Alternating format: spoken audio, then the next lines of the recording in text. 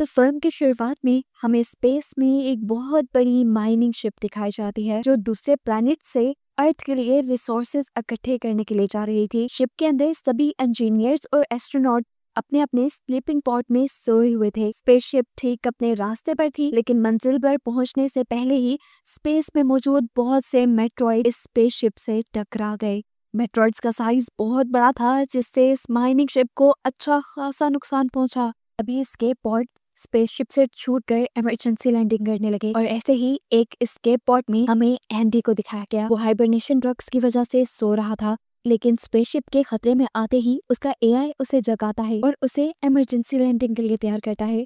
उसकी सूट की oxygen full करता है, जिसके बाद एआई के ही रोबोटिक आर्म्स उसे एक अजीब सा सूट पहना देते हैं। एंडी के पॉड से बाहर देखा गया तो एंडी जैसे बहुत से और एस्केप पॉड्स तेजी से किसी दूसरे प्लेनेट पर लैंड कर रहे थे, लेकिन वहां का एटमॉस्फेयर अच्छा ना होने की वजह से कई पॉड उस प्लेनेट पर लैंड करने से पहले ही ब्लास्ट हो जाते हैं और उसमें मौजूद एस्ट्रोनॉट्स और इंजीनियर्स मारे जाते हैं। इन्हीं सभी पॉड्स के साथ एंडी का पॉड भी इसी प्लैनेट के पहाड़ी इलाके पर क्रैश लैंड करता है। क्रैश लैंडिंग की वजह से एंडी अपने पॉड में ही बेहोश हो गया और उसे होश आया अपनी फैमिली की यादों से। एंडी के होश में आते ही एंडी का एआई उसे फौरन इस पॉड से निकल जाने को कहता है, लेकिन पॉड में खराबी की वजह से वहाँ की सारी ओपनिंग जाम हो गई थी। एंडी ने जब अपने इमरजेंसी इक्विपमेंट्स देखे तो उसमें फ्लेयर गन भी नहीं थी, क्योंकि एंडी एक छोटा इंजीनियर था और उनकी कंपनी ने सभी फ्लेयर गन्स सीनियर्स को दी थी। वो अकल लड़ाता है यहाँ और अपने पास पड़ी हुई एक हथौड़ी टाइप किसी चीज से अपने पॉड की विंडो तोड़कर बाहर निकलने की कोशिश करता है,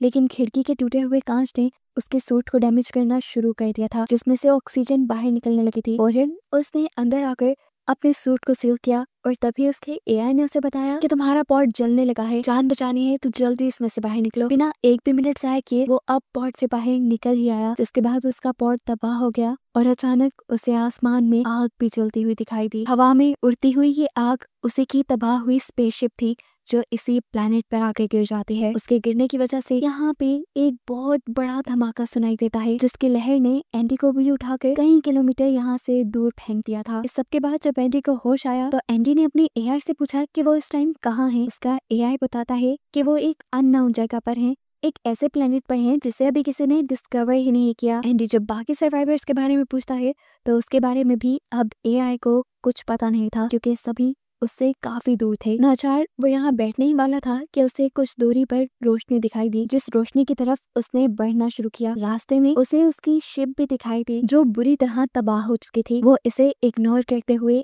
आगे बढ़ जाता है। उसने सिर्फ शिप को ही इग्नोर नहीं किया, बल्कि शिप के ऊपर अजीब किसी के पंजों के और खूनों के निशानों को भी इग्नोर कर दिया था, जो उसके लिए खतरा साबित हो सकते थे। लाइट के पास पहुंचने पर उसकी खुशी का कोई ठिकाना ही नहीं था, क्योंकि वहां पर उसी के साथ का एक और सर्वाइवर मौजूद था, जो भी एंडी को जिंदा देखकर बहुत खुश होता है। अब इस एस्ट्रोनॉट का ख्याल था कि इन दोनों के अलावा कोई भी सर्वाइव नहीं कर पाया। डिवेन इनकी शिप के कम्युनिकेशन सेंटर में काम करता था और उसे अर्थ पे सिग्नल भेजना बहुत अच्छे से आते थे। उसने अर्थ पे सिग्नल भेजने के लिए यहाँ पर एक सेटअप भी लगा लिया था। वो एंडी को बताता है कि यहाँ से अर्थ तक एक पैगाम जाने में भी पूरे 8 माह लग जाएंगे और अर्थ से यहाँ तक कोई भी इमरजेंसी शिप आने के लिए पूरे 2 साल का वक्त लगेगा। लगभग 3 साल इन्हें यही रहकर सरवाइव करना होगा और फिर कहीं जाकर उम्मीद बनेगी वापस अर्थ पर जाने की। ये सुनकर एंडी तो बस उदास ही हो गया, क्योंकि उसे लग रहा था कि वो लोग नहीं जा पाएंगे वापस। तब डिवेन उसे हौसला देता है और कहता है कि अपने अंदर उम्मीद की किरण जलाए रखो, हम जरूर वापस जाएंगे। एंडी पूछता है हम सरवाइव कैसे करेंगे। जवाब में डिवेन कहता है जितने भी लोग यहाँ पर मरे हैं हम उनके गोश्त पे पूरे 3 साल तक जिंदा रह सकते हैं, क्योंकि यहाँ पर ठंड भी काफी ज्यादा है और ऐसे में डेड बॉडीज खराब भी नहीं होंगी। ना चाहते हुए भी एंडी को उसकी सारी बातें माननी पड़ती है। इनकी इन्हीं बातों के दौरान एंडी का पाँव एक वायर में फंसता है और वायर इक्विपमेंट से उतर जाते हैं, जिसे लगाने के लिए एंडी पीछे मुड़ जाता है। जब वो वायर लगा रहा था तो हमें देखने को मिला एक अजीब बड़ी सी क्रिएचर ने उसके साथी के ऊपर हमला करके वो उसे वहां से ले गया। और एंडी ने जब पीछे देखा तो उसका साथी कहीं भी नहीं था। वो कंफ्यूज हो गया कि आखिर इतनी जल्दी कोई गायब कैसे हो सकता है। वो तो चला गया था, लेकिन अब एंडी को तो अर्थ पर मैसेज भेजना था। वो डिवेन के बताए हुए तरीके से उसकी मशीन इस्तेमाल करता है और अर्थ पर मैसेज भेज देता है। यहाँ से उसने डिवेन की गन भी ले ली थी, क्योंकि आगे चलने पर ये इसके बहुत काम आने वाली थी। आगे बढ़कर यहाँ रहने के लिए एंडी अब कोई ठिकाना ढूंढ रहा था। लेकिन दूर दूर तक उसे कोई ठिकाना नजर नहीं आता। उसका एआई उसे बताता है कि उसके सूट में अब इतनी ज्यादा ऑक्सीजन भी नहीं रही। ये सुनकर उसकी फ्रस्ट्रेशन और बढ़ जाती है और वो जोर जोर से चिल्लाने लगता है। लेकिन तभी उसके रेडियो पर उसे किसी की आवाज सुनाई दी। ये नाओमी की आवाज थी, उसकी सीनियर एस्ट्रोनॉट जो भी सरवाइव कर गई थी। इस टाइम नाओमी उससे कांटेक्ट करके और उसे बताती है कि मेरी टांग मेरे पॉट में फंस गई है, प्लीज आकर मुझे बचाने में मेरी मदद करो। लेकिन एंडी का एआई स्कैन करके बताता है कि नाओमी का पॉड उससे इतना दूर है कि 2 दिन उसे चलकर जाने में लग जाएंगे और इतनी ऑक्सीजन उसके पास नहीं है। तब नाओमी उससे कहती है तो मेरे पास आओ, मेरी मदद करो, मेरे पास ऑक्सीजन काफी है जिससे हम दोनों जिंदा रह सकते हैं। अपने एआई की बातों को इग्नोर करते हुए वो नाओमी की जान बचाने के लिए निकल चुका था। दिन से रात हो गई, चलते चलते वो थक भी गया और तभी उसे अचानक पीछे से खौफनाक किसी के हुर्राने की आवाज आई। पीछे मुड़कर जब उसने देखा तो उसे तो वहाँ कोई नजर नहीं आ रहा था। उसने एआई को भी स्कैन करने को कहा, लेकिन एआई भी अंधेरे में ज्यादा कुछ नहीं स्कैन कर पाया और एआई ने वजह बताई कि कंपनी ने जूनियर्स को पुराने मॉडल का एआई दिया था जो अंधेरे में ज्यादा स्कैनिंग नहीं कर सकते और ये सब उन्होंने पैसा बचाने के लिए किया था। ये सुनकर एंडी को और शौक लगता है। एंडी को लग रहा था कि यहाँ कहीं कोई क्रिएचर है, लेकिन एंडी ने इसे अपना वहम समझा क्योंकि कोई क्रिएचर अभी तक उसने अपनी आंखों से नहीं देखी थी। थोड़ी आगे बढ़ने पर उसे जमीन पे अजीबोगरीब होल दिखाई दिए जो किसी के पाँव के निशान लग रहे थे। इनका पीछा करते हुए वो आगे पहुंचा तो उसे एक बहुत बड़ा होल दिखाई दिया और वो समझ गया कि यहाँ पर मकड़ी की तरह की कोई क्रिएचर रहती है और ये बात वो नाओमी को भी इन्फॉर्म कर देता है।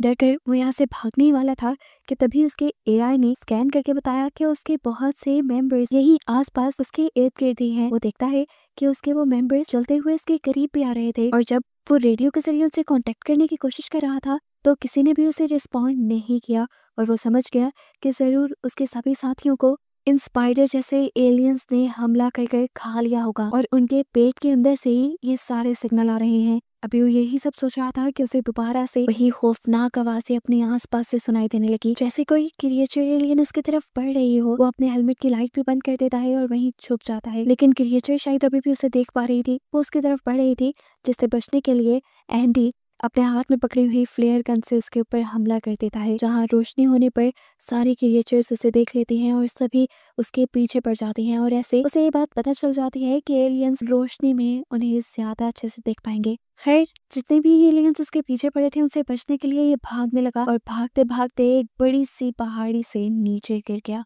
हैरानकुन तौर पर इतने बड़े हादसे के बाद भी एंडी बच गया था। ऊपर से वो क्रिएचर उसके ऊपर गुर्रा रहा था क्योंकि वो क्रिएचर नीचे नहीं आ सकता था और उसके पेट में हम 4 एंडी जैसे और लोगों के भी सिग्नल देख पा रहे थे। यहाँ गिरने के बाद एंडी का सूट फट चुका था, उसके सूट से ऑक्सीजन बाहर निकल रही थी, इसीलिए वो अपने एक स्प्रे से अपने सूट को सील करता है और तभी उसे रेडियो में किसी की आवाज सुनाई देती है। ये ड्वेन था जिसे हमने पहले भी देखा था। ड्वेन उसे कहता है मेरी मदद करो, मैं इस क्रिएचर से लड़ रहा हूँ। एंडी भी ये जानकर हैरान हुआ था कि ड्वेन अभी तक जिंदा है, लेकिन अभी उसके अंदर इतनी हिम्मत नहीं थी कि वो पहाड़ी पर चढ़कर दोबारा उस क्रिएचर के पास जाए और ड्वेन की मदद करे। तब नाओमी उसे हौसला देती है और कहती है मैं जानती हूँ तुम थक तो गए होगे, लेकिन तुम्हें ड्वेन की मदद करनी चाहिए ताकि हमारे सर्वाइवल के चांसेस और बढ़ जाएं। ये सोचकर और नाओमी की बात मानते हुए वो पहाड़ी के ऊपर चढ़ने लग जाता है।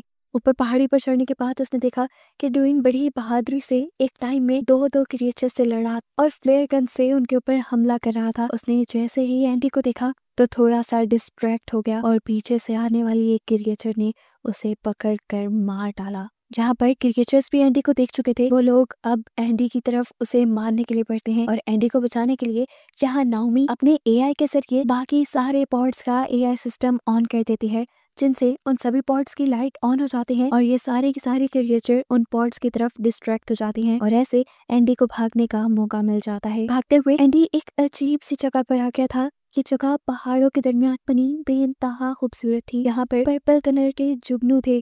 कुछ देर के लिए तो एंडी इनकी खूबसूरती में खो गया। अचानक एक जुगनू आकर उसके हेलमेट पर बैठ गया। हेलमेट पर बैठते ही उस जुगनू का रंग लाल हो गया और ऐसे ही बहुत सारे जुगनू अब उसके सूट पर भी आकर बैठ गए। सूट पर बैठते ही इन सारे जुगनुओं ने उसके सूट को डैमेज करना शुरू कर दिया था, जिससे वो जान गया कि ये जुगनू भी खतरनाक हैं। इसीलिए फौरन इन जुगनुओं को अपने सूट से हटाते हुए वो यहाँ से भाग निकला। भागते हुए अब उसका पाँव एक अजीब से कीड़े में आ फंसा था। उसने देखा कि ये कोई गड़ा नहीं था बल्कि एक मॉन्स्टर ही था, एक बड़े से मुंह वाला मॉन्स्टर जो उसे पकड़ कर निकलने लगा। एंडी को बहुत बुरा लग रहा था। उसके पेट के अंदर उसकी पेट की चीजें देखकर एंडी को उल्टी भी आने वाली थी और घुटन भी हो रही थी। उसे हार्ट अटैक आने लगा। उसकी ये कंडीशन देखकर उसका एआई उसको फौरन ही करंट देता है, जिससे उसकी अपनी हालत भी बेहतर हो जाती है और उसके साथ साथ ये शॉक इस एलियन क्रिएचर को भी लग जाता है, जिससे ये एलियन क्रिएचर एंडी को अपने मुंह से बाहर उलट और फाइनली एंडी इससे बच जाता है। एंडी को मुंह से बाहर निकालने के बाद ये क्रिएचर दोबारा उसके पीछे पड़ गया, जिससे बचने के लिए एंडी आगे की तरफ भागा। जो एक टनल बनी हुई थी उसे छुपने के लिए ठीक जगह लगी, लेकिन यहाँ आना भी उसका गलत साबित हुआ, क्योंकि ये उन्हीं जुगनुओं की एक टनल थी जिनसे वो बचकर भाग रहा था और इन जुगनुओं ने दोबारा उसके सूट के ऊपर हमला कर दिया। सूट के फटने की वजह से उसके सूट की ऑक्सीजन भी लीक हो गई थी। ऑक्सीजन तेजी से डाउन हो रही थी। ये देखते हुए एंडी नाओमी से कहता है, शायद अब मैं तुम्हें बचाने नहीं आ सकता। मेरे पास जितनी ऑक्सीजन है मैं शिप तक ही वापस जा सकता हूँ और वहां जाकर मुझे उम्मीद है कि कोई एक आध पॉट तो मिल ही जाएगा जहाँ से मैं ऑक्सीजन रिफिल कर पाऊँ और अपनी जान बचा पाऊँ। ये सुनकर नाओमी कहती है, ठीक है तुम शिप तक ही चले जाओ, मैं अपना कोई जुगाड़ कर लूंगी। लेकिन एंडी जानता था कि वो अकेले नहीं बच पाएगी,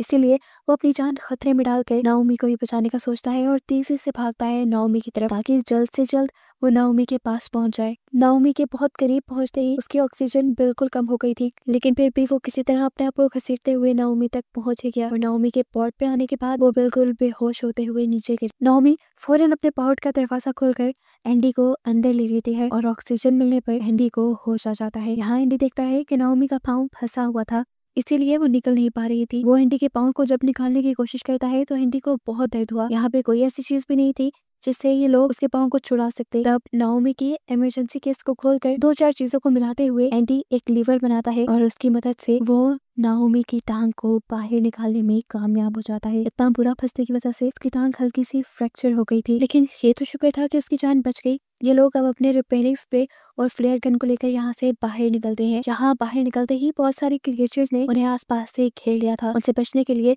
इन दोनों को यहाँ से भागना था, लेकिन नाओमी के तो पाँव में दर्द था। तब उसका एआई उसे एक हाई डोज मेडिसिन इंजेक्ट करता है, जिससे उसे दर्द का एहसास ना हो और ये लोग भागते रहते हैं। इन्होंने अक्लमंदी ये दिखाई कि अपनी डायरेक्शन को शिप की तरफ रखा और आखिर ये लोग शिप के उस हिस्से तक पहुंच गए जो थोड़ा सा ठीक हालत में था। यहाँ पर नाओमी इसी तरह शिप के एक कंपार्टमेंट को खोलने की कोशिश करती है और थोड़ी देर में वो कामयाब भी हो जाती है। अब ये शिप के अंदर गए थे कि बहुत सारे क्रिएचर इनके पीछे आ गए और नाओमी ने फौरन शिप का दरवाजा बंद कर दिया, जिससे उस क्रिएचर का आधा जिस्म कट के रह गया। ये देखकर एंडी को उल्टी आने वाली थी, लेकिन उसने बहुत मुश्किल से अपने आप पर कंट्रोल पाया और आगे की तरफ बढ़ा। इन लोगों ने काफी देर बाद सुकून का सांस लिया था। इससे पहले कि यहाँ पर कुछ बातें कर पाते, इन्हें देखने को मिलता है कि इनकी इस स्पेसशिप के अंदर पहले से ही एक दो क्रिएचर आकर बैठ गई थी, जो अब इनके पीछे पड़ जाती हैं।